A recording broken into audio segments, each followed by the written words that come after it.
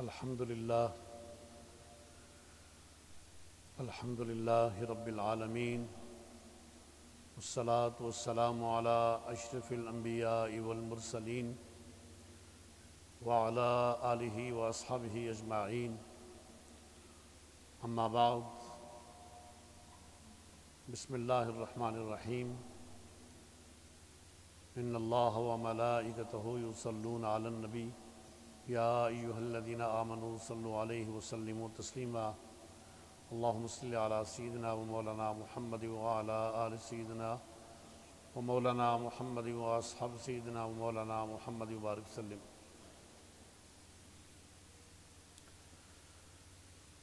معزز سامعین ذی وقار، آج میری گفتگو کا موضوع پڑوسی کے حقوق ہیں، اور وہ چند کلمات کی صورت میں آپ کی گوش گزار کرنے کے لیے میں یہاں حاضر ہوا ہوں۔ اللہ تعالیٰ نے آپ کو اعتکاف کی سعادت نصیب فرمائی ہے، یہ اس کا بہت کرم ہے، اور پھر یہاں آپ صرف اعتکاف ہی نہیں کرتے بلکہ بہت کچھ سیکھ کر جاتے ہیں۔ اس لیے دعویٰ اکیڈمی کی انتظامیہ کو بھی میں ہدیہ تبریک پیش کرتا ہوں کہ وہ ہر سال اعتکاف والوں کے لیے تعلیم و تربیت کا اہتمام کرتے ہیں۔ اللہ تبارک و تعالیٰ اس سلسلے کو جاری و ساری رکھے۔ جب ہم پڑوسی کے حقوق کی بات کرتے ہیں تو یہ ذہن میں تصور پیدا ہوتا ہے کہ جہاں ایک جگہ پر مختلف لوگ رہتے ہیں، قطع نظر اس کے کہ کوئی کس مذہب کا ہے اور کس نسل کا ہے، تو وہ جب تک آپس میں ایک دوسرے کے ساتھ تعاون نہ کریں اور مل جل کر نہ رہیں تو معاشرہ عدم توازن کا شکار ہو جاتا ہے اور امن و امان اور محبتیں نظر نہیں آتی۔ اس لیے ایک معاشرے میں جہاں پر لوگ سب اکٹھے رہتے ہیں وہاں اس بات کی ضرورت ہے کہ لوگ مختلف معاملات میں اور مختلف مسائل میں ایک دوسرے کے ساتھ تعاون کریں، اور اسلام نے اس حوالے سے وہ سنہرے اصول بیان کیے ہیں کہ جن کو اپنانے سے انسانی معاشرہ محبتوں کا گہوارہ بن جاتا ہے اور امن و امان کی فضا قائم ہو جاتی ہے۔ قرآن مجید میں اللہ کریم جل جلالہ نے جہاں اپنی عبادت کا حکم دیا، جہاں والدین اور دیگر لوگوں کے ساتھ اس نے سلوک کا حکم دیا، وہاں پڑوسی کے ساتھ بھی اس نے سلوک کا حکم دیا ہے۔ اور اللہ کریم جل جلالہ فرماتا ہے وَالْجَارِ ذِي الْقُرْبَى وَالْجَارِ الْجُنُبِ، قرابت دار پڑوسی اور اجنبی پڑوسی کے ساتھ اس نے سلوک کریں۔ سو اگر ہم پڑوسی کو بعض نسبتوں کے حوالے سے دیکھیں کہ وہ کیا ہیں تو وہ ہمیں تین طرح کے لوگ نظر آتے ہیں۔ ایک اجنبی پڑوسی ہے کہ جس کے ساتھ آپ کا نہ کوئی نسلی تعلق ہے اور نہ ہی کوئی مذہبی تعلق ہے، وہ کسی اور مذہب کا ہے، آپ کا قرابت دار بھی نہیں ہے، صرف آپ کا پڑوسی ہے۔ اس کے حقوق بھی متعین ہیں، اس کے ساتھ بھی اس نے سلوک کیا جائے گا، اس کے ساتھ بھی اس نے سلوک کرنے کا حکم دیا گیا ہے۔ اور دوسرا وہ ہے کہ جو آپ کا پڑوسی بھی ہے اور مسلمان بھی ہے، یعنی آپ کے ساتھ اس کا ایک مذہبی تعلق بھی ہے، ایک مسلمان پڑوسی ہے۔ یقیناً اس کے دو حقوق ہیں کہ آپ نے بحیثیت مسلمان کی بھی اس کو دیکھنا ہے، اور ایک مسلمان کے دوسرے مسلمان پر جو حقوق ہیں آپ نے وہ بھی بجا لانے ہیں، اور بحیثیت پڑوسی کے بھی اس کے ساتھ اس نے سلوک کرنا ہے۔ اور تیسرا وہ ہے کہ جو آپ کا پڑوسی بھی ہے، مسلمان بھائی بھی ہے، اور آپ کا قرابت دار بھی ہے، یہ تین تعلق اس کے ساتھ ہیں، لہذا اس کے حقوق زیادہ ہیں۔ آپ نے بحیثیت پڑوسی کے اس کے ساتھ اس نے سلوک کرنا ہے، اور بحیثیت مسلمان بھائی کے اس کے حقوق کا خیال بھی رکھنا ہے، اور بحیثیت آپ کے قرابت دار کے آپ نے اس کے ساتھ اس نے سلوک کرنا ہے۔ جو اللہ تعالیٰ نے قرابت داروں کے ساتھ سلوک کرنے کا اور صلہ رحمی کا حکم دیا ہے وہ آپ نے بجا لانے ہیں۔ سو ہر شخص اگر یہ دیکھے کہ اس کے پڑوس میں جو لوگ رہتے ہیں، اس کے ہمسائے دار ہیں، ان کے ساتھ یہ کیسا سلوک کرتا ہے، کیونکہ اپنے بارے میں تو ہر کوئی یہ تصور قائم کرتا ہے اور اس کی خواہش ہوتی ہے کہ اگر وہ کسی کا پڑوسی ہے تو اس کے ساتھ اس نے سلوک ہونا چاہیے، لیکن کیا یہ خود بھی کسی دوسرے کے ساتھ اس نے سلوک کرتا ہے یا نہیں کرتا، یہ ہر کوئی اپنے بارے میں خود ہی غور و فکر کر کے سمجھ سکتا ہے کہ اس کا اپنا رویہ کیا ہے۔ اگر لوگ صرف اسی بات پر غور کرنا شروع ہو جائیں اور اسی بات کو دیکھیں کہ ان کی ذات کی وجہ سے کسی کو تکلیف تو نہیں ہو رہی ہے،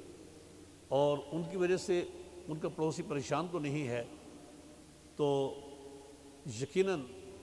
وہ ساری کی ساری تکالیف اور مشکلات اور پریشانیاں جو لوگوں کو ایک دوسرے کی وجہ سے ہوتی رہتی ہیں وہ ختم ہو سکتی ہیں۔ اس سے آپ اندازہ کر لیں کہ اسلام نے کتنے حکیمانہ اور کتنے عادلانہ اصول ہمیں دیے ہیں، اور ایسے احکام دیے ہیں کہ اگر ہم ان کو اپنا لیں تو دنیاوی زندگی میں ہم کامیاب ہو جائیں گے، اور اس دنیا پر بھی ہم خوش رہ کر جا سکتے ہیں۔ کبھی ایسا ہوتا تھا کہ جو مسلمان تھے، ہمارے اکابر مسلمان تھے، ان کی شان یہ تھی کہ وہ اپنے پڑوسی کے ساتھ اس سے سلوک کرتے تھے، اور وہ بالکل اسلام کی تعلیمات کے مطابق سلوک کرتے تھے اور کسی کو تکلیف نہیں دیتے تھے۔ تو ان کی وجہ سے جو ان کے پڑوس میں لوگ رہتے تھے، وہ کوئی مسلم تھا یا غیر مسلم تھا، ان کا کوئی قرابت دار تھا یا قرابت دار نہیں تھا، وہ لوگ خواہش کرتے تھے کہ ایسے لوگوں کے پڑوس میں گھر لینا چاہیے، ایسے لوگوں کے پڑوس میں رہنا چاہیے۔ اس لیے جہاں پر ایسی شخصیات رہتی تھیں تو وہ جگہیں باقی جگہوں کی نسبت زیادہ مہنگی ہوتی تھی۔ حضرت عبداللہ بن مبارک رحمۃ اللہ علیہ کے پڑوس میں ایک یہودی رہتا تھا، تو اس نے ایک دن ارادہ کیا کہ وہ مکان بیچ دے۔ مکان خریدنے کے لیے کچھ لوگ آئے تو انہوں نے بتایا کہ اس مکان کی قیمت 2000 دینار ہے۔ تو وہ خریدار حیران ہو گئے کہ اس جگہ پر تو جو بھی مکانات ہیں اس لیول کے،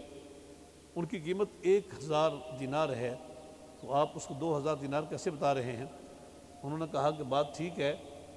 میرے مکان کی قیمت بھی 1000 دینار ہی ہے، لیکن 1000 دینار عبداللہ بن مبارک کے پڑوس کی ہے، کہ اتنا اچھا پڑوس آپ کو کہیں اور نہیں مل سکتا ہے، اتنی اچھی فضا اور اتنی اچھی جگہ پر گھر آپ کو کسی اور جگہ نہیں مل سکتا ہے۔ تو دیکھیے، آج سوچنا چاہیے کہ آج مسلمانوں کی کیا حالت ہے، اور مسلمان جہاں رہتے ہیں کیا ان کے کردار کی وجہ سے لوگ محبت کرتے ہیں کہ ان کے پاس آ کر رہیں اور ان کے ہمسایہ دار بنیں، یا ایسا نہیں ہے؟ یہ ہمارے لیے ایک بڑا سوالیہ نشان ہے کہ ہمارے کردار کی وجہ سے دوسروں کو کتنا فائدہ پہنچتا ہے۔ اسی طرح سے حضرت عبداللہ بن مبارک، حضرت عبداللہ بن عمر رضی اللہ تعالی عنہما کے گھر میں ایک بکری ذبح کی گئی، تو آپ باہر تھے، جب آپ گھر میں تشریف لائے تو آپ نے گھر والوں سے پوچھا کہ آپ نے اس پڑوسی یہودی کے لیے گوشت بھیجا ہے یا نہیں؟ تو گھر والوں نے بتایا کہ نہیں، گوشت نہیں بھیجا۔ تو آپ نے فوراً اس کے لیے گوشت بھجوایا ہے، اور بتایا ہے کہ میں نے خود رسول اللہ صلی اللہ تعالیٰ علیہ وسلم سے سنا ہے کہ آپ نے فرمایا ہے کہ ما زال جبریل یوصینی بالجار حتی ظننت انہ سیورثہ او کما قال رسول صلی اللہ علیہ وسلم، کہ میں نے سنا ہے کہ نبی اکرم صلی اللہ تعالیٰ علیہ وسلم نے فرمایا ہے کہ مجھے جبریل مسلسل تاکید کرتے رہے اور مسلسل وصیت کرتے رہے پڑوسی کے ساتھ حسن سلوک کے بارے میں،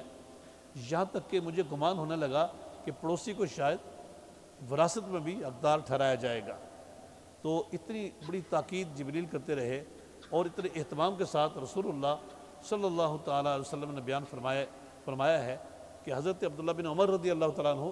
کانپ اٹھے کہ پڑوسی کے حقوق ادا کرنا ضروری ہے اور اس کے لیے گوشت بھیجنا ضروری ہے۔ حالانکہ وہ ان کا ہم مذہب نہیں تھا، بلکہ وہ ان لوگوں میں سے تھا جو اسلام کے شدید ترین مخالف تھے، لیکن آپ نے اپنے اخلاق کا مظاہرہ کیا ہے اور عالی شان کردار کا مظاہرہ کیا ہے اور اسلام کے اس قاعدے اور ضابطے پر عمل کیا ہے کہ پڑوسی کے ساتھ اس سے سلوک کرنا چاہیے، خواہ وہ کوئی بھی ہو۔ حضرت امام غزالی رحمۃ اللہ علیہ نے ایک واقعہ لکھا ہے احیاء العلوم میں، اور وہ بھی ہمارے لیے سمجھنے کے لیے کافی ہے۔ اگر ہم اس واقعے پر غور کریں تو ہم اپنے آپ کو ٹھیک کر سکتے ہیں۔ ہمارے جو اکابر تھے ان کا کردار کیسا تھا۔ امام غزالی رحمۃ اللہ علیہ فرماتے ہیں کہ ایک شخص کے گھر میں چوہے آ گئے اور اس کی وجہ سے بہت پریشان ہوا، تو اس نے لوگوں سے مشورہ کیا ہے کہ کیا کرنا چاہیے۔ تو کسی نے ان کو مشورہ دیا کہ آپ اپنے گھر میں بلی پالیں تو اس کی وجہ سے چوہے بھاگ جائیں گے۔ تو انہوں نے بتایا کہ بات تو ٹھیک ہے کہ بلی کی آواز سن کر چوہے بھاگ جائیں گے، لیکن مجھے خطرہ یہ ہے کہ میرے گھر سے بھاگ کر میرے پڑوسی کے گھر میں چلے جائیں گے۔ تو میں تو اس سے پسند نہیں کرتا ہوں، جس چیز کو میں خود پسند نہیں کرتا میں اسے اپنے پڑوسی کے لیے کیسے پسند کر سکتا ہوں۔ یہ ایمان کا تقاضا ہے کہ جس چیز کو میں خود پسند نہیں کرتا میں اپنے پڑوسی کے لیے پسند نہ کروں، لہذا انہوں نے ایسا نہیں کیا۔ نبی اکرم صلی اللہ تعالیٰ علیہ وسلم کی حوالے سے بہت سی احادیث مبارکہ ہیں، بلکہ ایک حدیث تو ایسی ہے کہ جب وہاں پڑھتے ہیں تو اس سے ہمارے رونگٹے کھڑے ہو جاتے ہیں کہ رسول اللہ علیہ السلام نے فرمایا ہے کہ واللہ لا یؤمن، واللہ لا یؤمن، واللہ لا یؤمن۔ قیل من یا رسول اللہ؟ قال الذی لا یأمن جارہ بوائقہ او کما قال رسول صلی اللہ علیہ وسلم، کہ آپ نے فرمایا کہ اللہ کی قسم مومن نہیں ہے، اللہ کی قسم مومن نہیں ہے، اللہ کی قسم مومن نہیں ہے۔ یہ کلمات سن کر صحابہ کرام ڈر گئے اور انہوں نے عرض کیا کہ وہ کون شخص مومن نہیں ہے یا رسول اللہ؟ تو نبی اکرم صلی اللہ تعالیٰ علیہ وسلم نے فرمایا ہے کہ جس کی شرارتوں سے اس کا پڑوسی محفوظ نہیں ہے وہ، یعنی رسول اللہ علیہ السلام نے اس کے ایمان کی نفی کر دی ہے۔ اگرچہ یہاں پر جو اہل علم ہے ان کا نقطہ نظر یہ ہے کہ یہ کمال ایمان کی نفی ہے، لیکن کتنی بڑی وعید ہے اور تنبیہ ہے ہمارے لیے کہ جو شخص پڑوسی کے حقوق ادا نہیں کرتا ہے اور اس کا پڑوسی اس کے شر کی وجہ سے سہما رہتا ہے تو اس کے ایمان کے لیے خیر نہیں ہے، اور اسے اپنے ایمان کے بارے میں سوچنا چاہیے کہ کس طرح ایمان کو محفوظ کر سکتا ہے۔ اس لیے بحیثیت مسلمان کے جب ہم اپنے آپ کو مسلمان کہتے ہیں تو اقبال کی بات یاد آتی ہے کہ اقبال کہتے ہیں چمی گویم مسلمانم بلرزم کہ دانم مشکلات لا الارا، کہ جب میں اپنے آپ کو مسلمان کہتا ہوں تو میں لرز جاتا ہوں اور کانپ جاتا ہوں، کیونکہ میں لا الہ الا اللہ کی مشکلات کو جانتا ہوں کہ لا الہ الا اللہ کہنے کا مطلب یہ نہیں ہے کہ کوئی لا الہ الا اللہ محمد رسول اللہ کہہ دے اور اس کے بعد اسے آزادی ہے جو مرضی کرتا رہے۔ اگر اسلام ایسا ہی ہوتا کہ کوئی فقط کلمہ پڑھ کر باقی سب کچھ اپنی مرضی سے کرتا ہوتا تو ایسا اسلام لانے کے لیے تو کسی کو بھی اعتراض نہ ہوتا۔ اس طرح کے اسلام کی دعوت پر کبھی مکہ کی سرزمین پر جھگڑے نہ ہوتے، کبھی جنگ احد اور جنگ بدر وجود میں نہ آتی، کبھی اسلام پر حملہ کرنے والا کوئی بھی نہ ہوتا، کیونکہ جو کلمہ پڑھ کے اپنی مرضی کرتے رہیں، شراب پیتے رہیں، ظلم کرتے رہیں، کوئی پوچھنے والا نہ ہوتا تو پھر تو کسی کو کوئی اعتراض نہیں تھا۔ لیکن اصل میں کلمہ شہادت جو ہے وہ یکسر انقلاب کا نام ہے، انقلاب کا نام ہے۔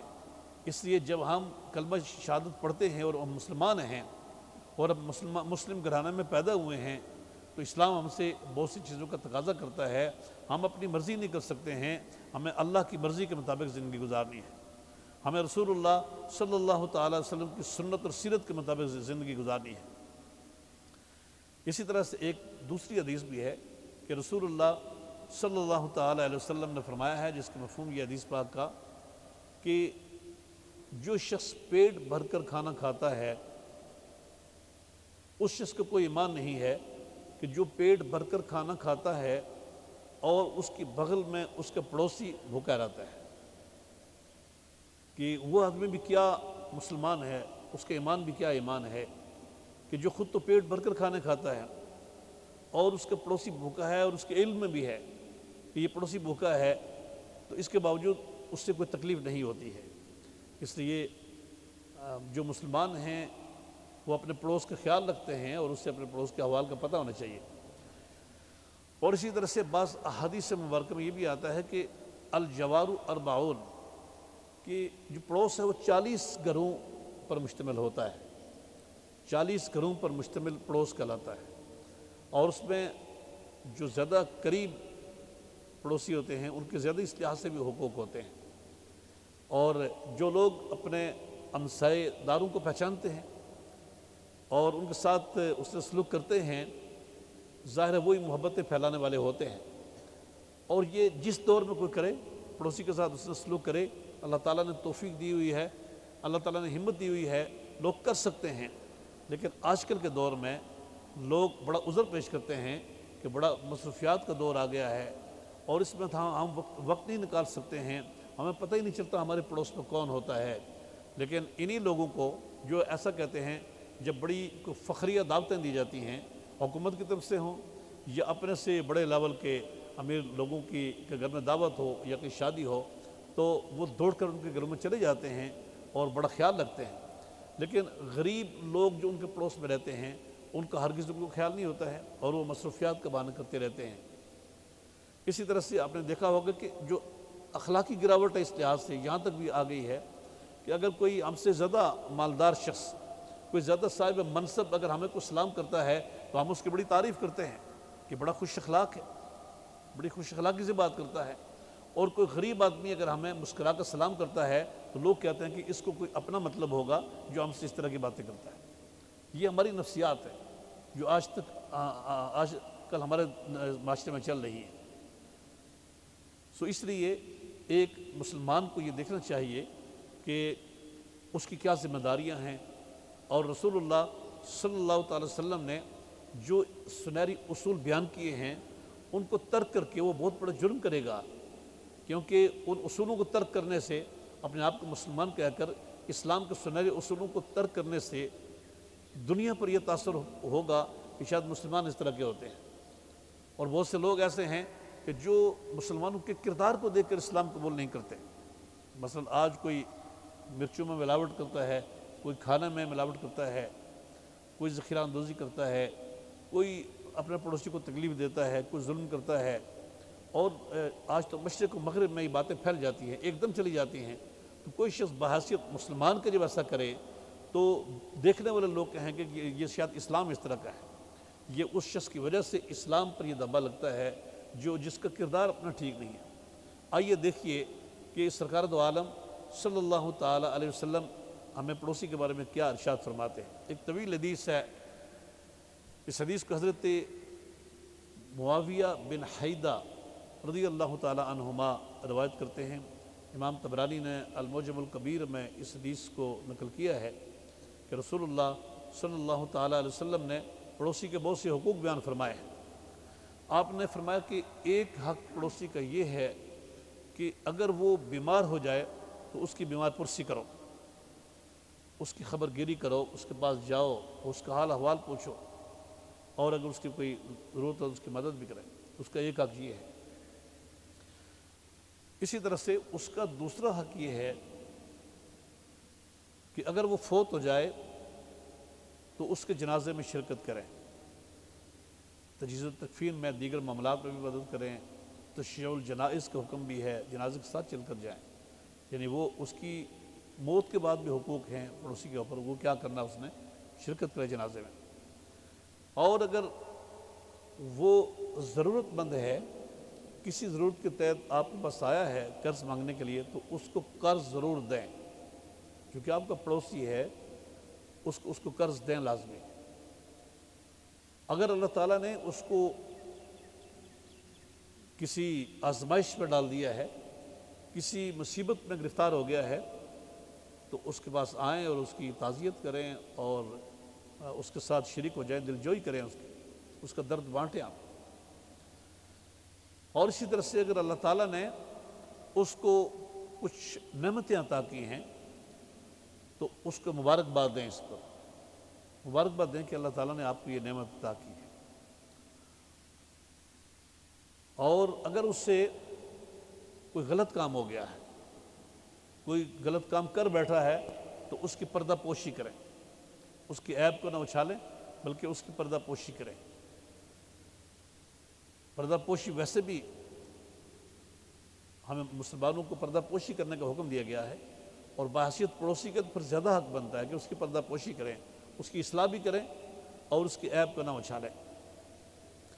اور آپ نے یہ بھی فرمایا ہے کہ خیال رکھیں کہ آپ کے گھر کی دیوار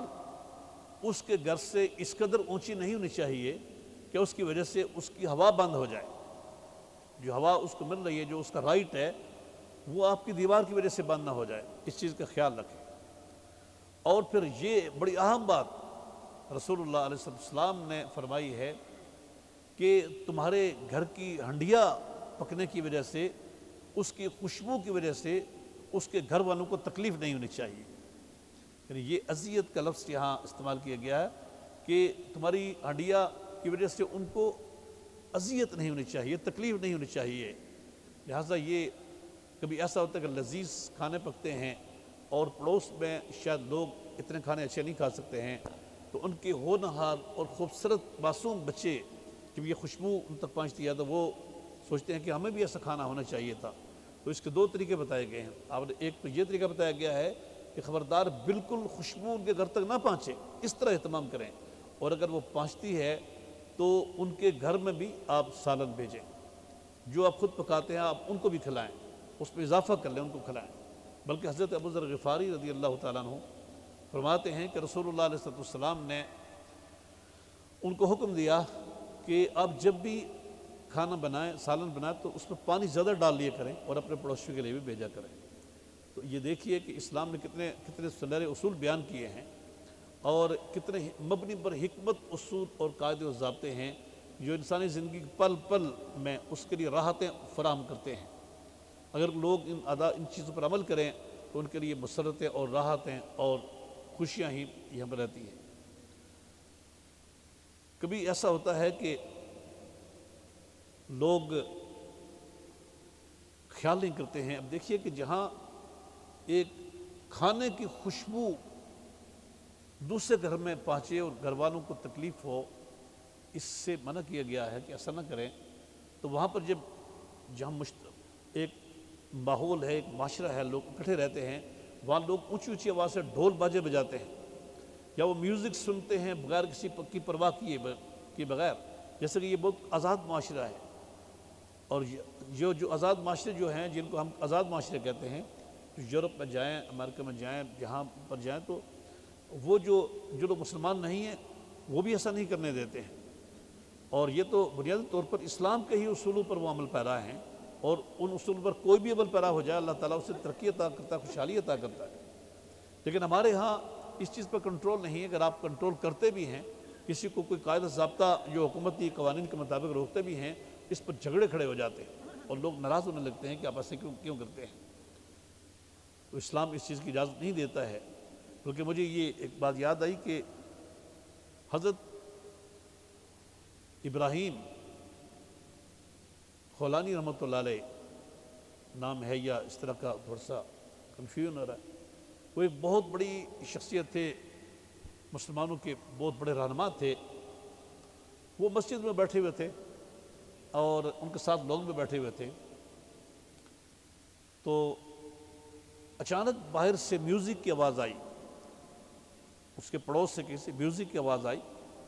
تو لوگ سارے ڈر گئے کہ یہ کون بندہ ہے کہ جو اتنی جرأت کرتا ہے کہ میوزک کی آواز اتنی اونچی ہے کہ وہ مسجد تک پہنچ رہی ہے۔ لوگ اس میں غضبناک ہو گئے کہ اس کے ساتھ کیا سلوک کرنا چاہیے۔ انہوں نے ان بزرگوں سے پوچھا کہ بتائیے کہ ہم کیا کریں ان کے ساتھ؟ تو آپ خاموش رہے، آپ نے کچھ نہیں کہا ہے۔ تو آپ کچھ دیر کے بعد چل پڑے، اس گھر کی طرف چل پڑے، اور جب جا رہے تھے تو راستے میں ایک لاغر سا کتا بیٹھا ہوا تھا، تو وہ آپ کو بھونکنا شروع ہو گیا۔ تو آپ وہاں سے واپس آ گئے، اور پھر کچھ عرصے کے بعد پھر واپس گئے ہیں،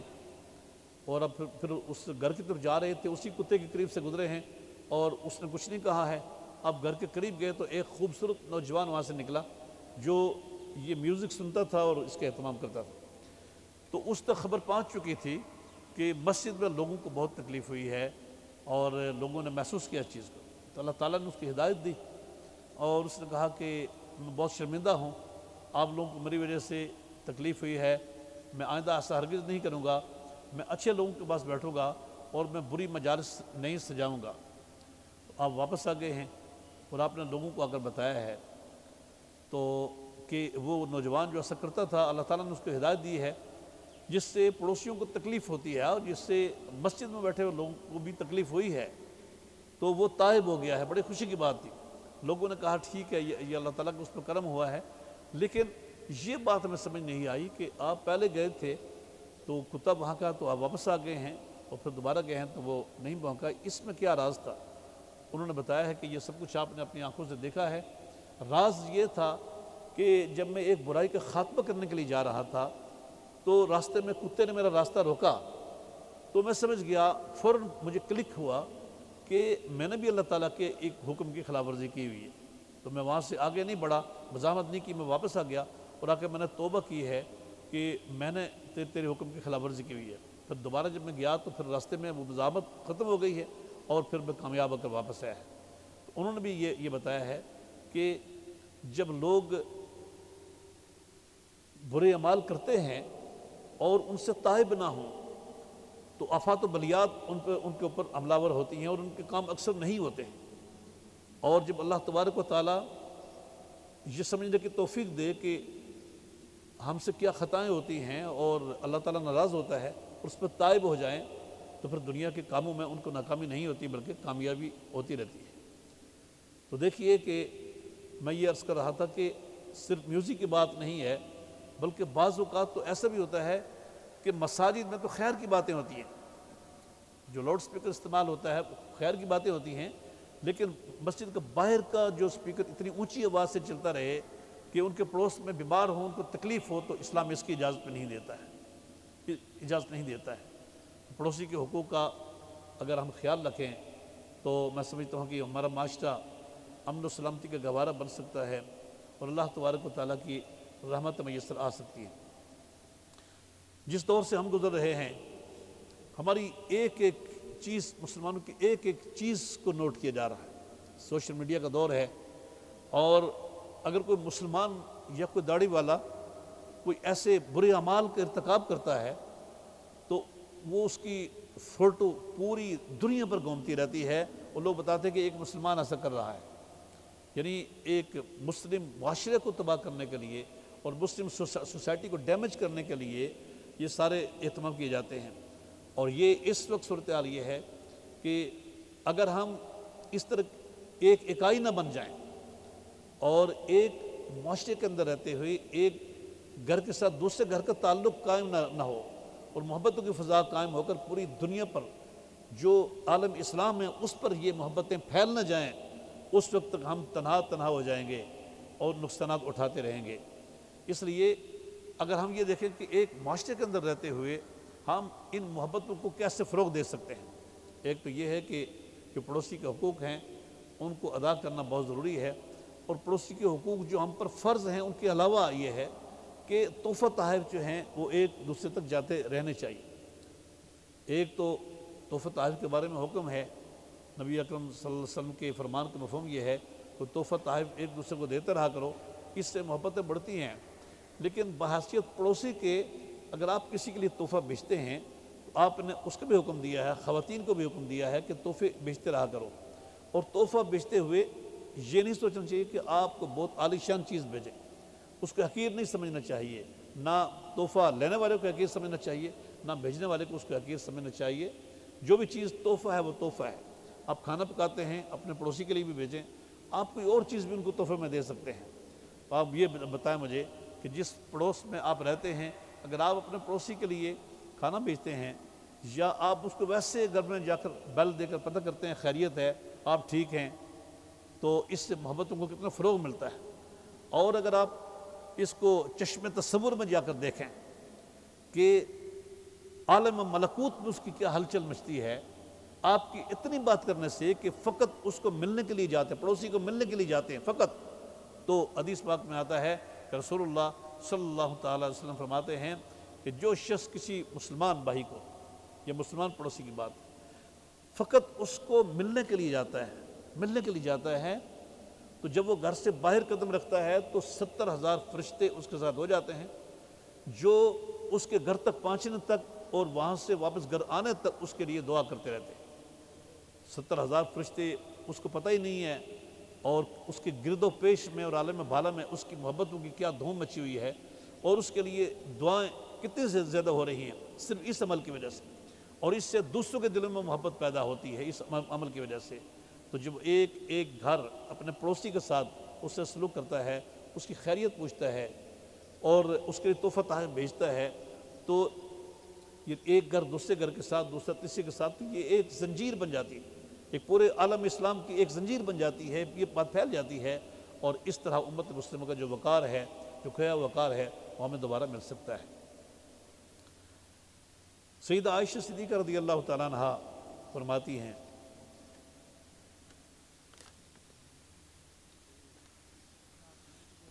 आप फरमाती हैं कि नबी अकरम सल्लल्लाहु अलैहि वसल्लम ने जब पड़ोसी के हुकूक़ के बारे में इरशाद फरमाया तो उन्होंने अर्ज़ किया कि या रसूल अल्लाह इन्न ली जारैन फ़इला अय्हिमा अहदी, कि मेरे दो पड़ोसी हैं, मैं किसके लिए हदिया भेजूँ, यानी हदिया ज़्यादा भेजूँ या जल्दी भेजूँ, किसके लिए भेजूँ? तो आपने फरमाया कि जिसका घर तेरे घर के ज़्यादा करीब है उसके लिए भेजो। तो जो ज़्यादा करीब पड़ोसी हैं उनके इस लिहाज से भी ज़्यादा हुकूक हैं कि हर वक्त उनसे मिलने में लाना होता है, उनके लिए तोहफ़े तोहफ़ हर वक्त भेजते रहना चाहिए। और इसी तरह से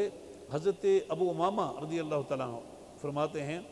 कि वो एक रसूलुल्लाह सल्लल्लाहु अलैहि वसल्लम का जो तारीख़ी खुतबा था, खुतबा हिज्जतुल वदा जो है, एक तारीख़ी खुतबा जो आपने इरशाद फरमाया था, वो फरमाते हैं कि ऊँटनी पर नबी अकरम सल्लल्लाहु अलैहि वसल्लम तशरीफ़ फरमा थे और आपने ये बात कई बार इरशाद फरमाई है। कहते बहुत बार मैंने आपकी ज़ुबान मुबारक से ये बात सुनी है कि आपने तकरार से ताकीद से फरमाया है कि पड़ोसी के साथ उसने सलूक करें।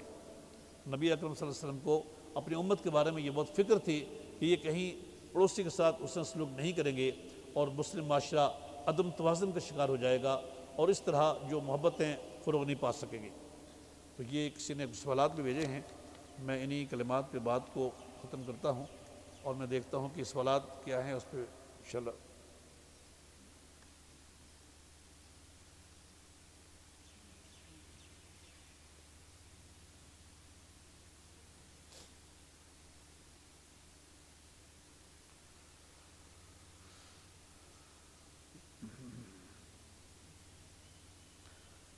ये किसी ने गुफ्तगू को सराहा भी है और साथ ये भी कहा है कि क़िबला अव्वल में औरतों को और मुसलमानों को रोका गया है और उनके साथ जुल्म हो रहा है। पड़ोसी और मुसलमान की हैसियत से अगर हम फ़ौज नहीं जा सकती तो जिहाद फ़र्ज़ हो गया है। ये बातें तो ठीक है। मैं इसी हवाले से मैं ये भी अर्ज़ कर रहा था कि देखिए इस वक्त जो जहर हमारे मुस्लिम माशरे के अंदर फैले हुए हैं वो हमने खुद अपने गले से लगाए हुए हैं। बेशक हम इल्ज़ाम तो ये देते हैं कि ये दूसरों ने हमारे अंदर डाले हैं, लेकिन वो खुद हमने अपने अंदर खुद लगाए हुए हैं। वो क्या हैं? फ़िरक़ावारियत है, कबीलाई तासुबात है, इलाकाई तासुबात हैं, سیاسی انتشار ہے، اور پوری مسلم دنیا کا اور عالم اسلام کا عالم یہ ہے کہ کوئی دو ملک بھی ایسے نہیں ہیں کہ جن کا آپس میں کوئی دفاعی معاہدہ ہو، جن کے آپس میں کوئی معاہدے ہوں، جن کی کرنسی ایک ہو۔ پورے مسلم بلاک کی کرنسی ایک ہو ایسا نہیں ہے، جبکہ امریکہ ایک ملک کا نام نہیں ہے، کئی ملکوں پر مشتمل ہے۔ یورپ ایک ملک کا نام نہیں ہے، کئی ملک ہیں، ان کی کرنسی ایک ہے، وہ سب ایک ہے۔ تو جن کے بارے میں رسول اللہ علیہ وسلم نے فرمایا ہے کہ مثل المؤمنین والمؤمنات فی توادہم وتراحمہم وتعاطفہم کمثل الجسد اذا اشتکا منہ عضو تداعی له سائر الجسد بالسہر والحمى، او کما قال رسول صلی اللہ علیہ وسلم کہ مسلمان مردوں اور عورتوں کی مثال ایک جسم کی طرح ہے کہ اگر اس کا ایک عضو بیمار ہو جائے تو سارا جسم اس کی بیمار پرسی کرتا ہے۔ تو ہونا تو یہ چاہیے کہ کسی ایک ملک کو اگر تکلیف ہو تو پوری امت مسلمہ اس تکلیف کی وجہ سے بیقرار ہو جائے اور اس تکلیف کو دور کرے۔ آپ دیکھیے کہ اگر آپ کے سر میں کوئی، آپ کے سر سے کوئی ایک بال نوچتا ہے تو اس کے دفاع میں پورا جسم کھڑا ہو جاتا ہے، پورا جسم اس کا دفاع کرتا ہے۔ کوئی آپ کے ناخن میں تکلیف ہو جائے تو آپ کا پورا جسم بیقرار ہو جاتا ہے۔ تو یہ کیسے ہو سکتا ہے کہ کوئی مسلم ملک پریشان ہو، اس پر اسلام کو دشمن ظلم توڑ رہے ہوں تو اس سے مسلمانوں کو احساس تک نہ ہو؟ اس کی وجہ یہ ہے کہ یہ اس طرح کے مختلف زہر ڈال کر امت مسلمہ کو بے حس کر دیا ہوا ہے۔ ان چیزوں کو نئے سرے سے اختیار کرنا اور ان تمام ان خرافات کو اپنے اندر سے باہر نکال کر مسلمانوں کی جو ایک دوسرے کے ساتھ محبتیں ہیں ان کو فروغ دینا ضروری ہے۔ اور پھر دوسری بات یہ آپ کو بتاتا ہوں کہ دیکھیے اس وقت جو پوری دنیا کفر ہے، اسلام کے خلاف کام کرنے کے لیے ان کے پاس فنڈز ہیں، وہ استعمال کرتے رہتے ہیں۔ لیکن اگر کوئی فیصل مسجد میں بلند بانگ نعرہ لگاتا ہے یا وہ بڑی غیرت اور حمیت کی بات کرتا ہے یا کوئی مختلف خطبہ مساجد میں بات کرتے ہیں یا کوئی کسی اور فورم میں بات کرتا ہے، اسلامک سپرٹ سینوں میں اتارنے کی بات کرتا ہے، تو یہ تو نقار خانے میں طوطی کی آواز ہے۔ پوری امت مسلمہ کو مل کر اس کا جواب دینا چاہیے۔ آج اگر کوئی قرآن مجید کے اوراق گٹر میں ڈالتا ہے، اگر کوئی توہین آمیز خاکے بناتا ہے، اگر کوئی فلسطین پر حملے کرتا ہے اور مسلمانوں کو حالت نماز میں ان کو ہلاک کرتا ہے، ان کو شہید کرتا ہے، کوئی کشمیر کے مسلمانوں پر ظلم کرتا ہے، اس کا جواب پوری امت مسلمہ کا دینا چاہیے۔ اگر کوئی شخص اسلام کے خلاف